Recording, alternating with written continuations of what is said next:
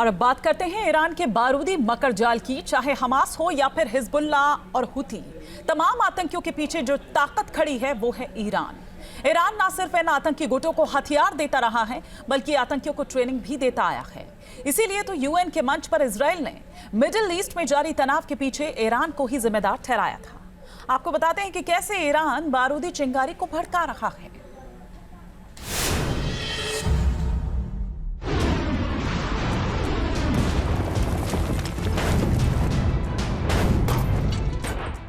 Iran का बारूदी मकड़जाल Israel कर देगा बेहाल। मिडिल ईस्ट में ईरान का घातक घेरा, हिजबुल्लाह हुती को बनाया मोहरा।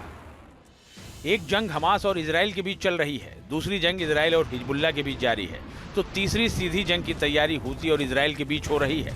तीनों ही मोर्चों पर इजराइल ताबड़तोड़ प्रहार कर रहा है, चुन चुन कर अपने दुश्मनों को ठिकाने लगा रहा है। लेकिन मिडिल ईस्ट में इजराइल का एक ऐसा दुश्मन है जो सीधी जंग में भले ही नहीं उतरा है, लेकिन मिडिल ईस्ट में जो भी बारूदी चिंगारी भड़क रही है उसके पीछे मिडिल ईस्ट की उसी ताकत का हाथ है।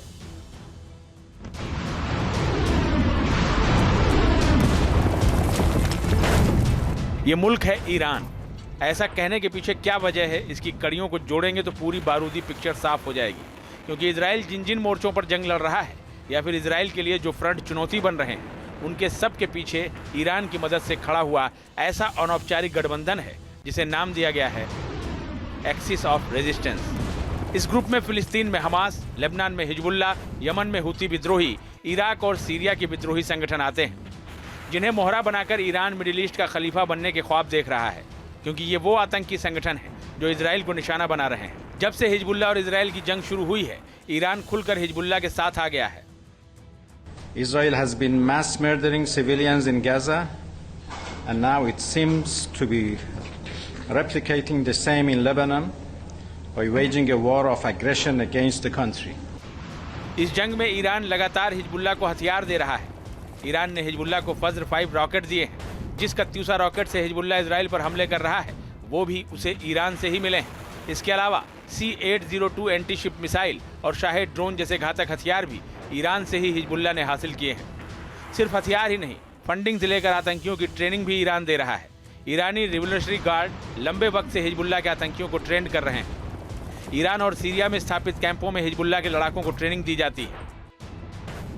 अमेरिका को ये डर भी सता रहा है कि अगर इजराइल ने लेबनान में घुसकर हिजबुल्लाह के ऊपर बहुत बड़ा जमीनी हमला किया तो शायद दूसरे आसपास के जो दूसरे अरब देश हैं वहाँ भी इस युद्ध में कूद जाएं। लेकिन ऐसा शायद नहीं होगा, क्योंकि मिस्र ने कैंप डेविड एग्रीमेंट 1978 में इजराइल के साथ साइन कर लिया।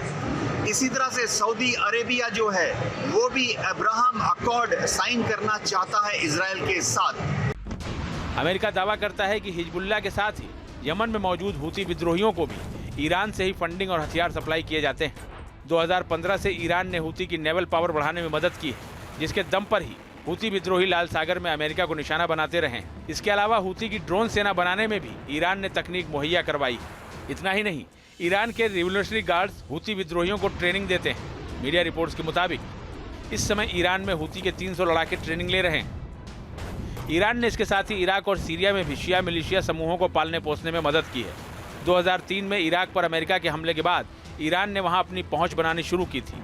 ईरान से सालों की मेहनत से इराक में बदर ऑर्गेनाइजेशन, कताइब हिजबुल्लाह समेत कई चरमपंथी गुटों को खड़ा किया। जबकि सीरिया में ईरान समर्थित कई समूह हैं, ISIS भी इसमें शामिल है। ये समूह अमेरिका और इजराइल के दुश्मन हैं। इसके साथ ही मिडिल ईस्ट में महायुद्ध के अलार्म के बीच ईरान अपनी जंगी तैयारियों को भी धार देने में जुटा है। IRGC की फतेह यूनिट ने तेहरान में युद्धाभ्यास किया है ताकि इजराइल पर दबाव बनाया जा सके। लेकिन इजराइल ने भी ठान लिया है कि जब तक मिडिल ईस्ट में एक भी दुश्मन जिंदा है उसकी बारूदी मिसाइलों का प्रहार रुकने वाला नहीं है। इसी मिशन के तहत वो न सिर्फ हिजबुल्लाह बल्कि इराक और सीरिया में भी आतंकियों को ठिकाने लगा रहा है। तो यूएन के मंच से भी इजराइल ने ईरान की इस खुराफात की तरफ दुनिया का ध्यान खींचा है। इजराइल ने सीधे सीधे कहा है कि मिडिल ईस्ट में जितने भी आतंकी संगठन हैं उन्हें ईरान ही पाल पोस रहा है और ईरान के चलते ही मिडिल ईस्ट में बारूदी बवंडर उठ रहा है। News nation. न्यूज़ नेशन अब व्हाट्सएप पर खबरों की ताजा अपडेट के लिए न्यूज़ नेशन के इस QR कोड को स्कैन करें।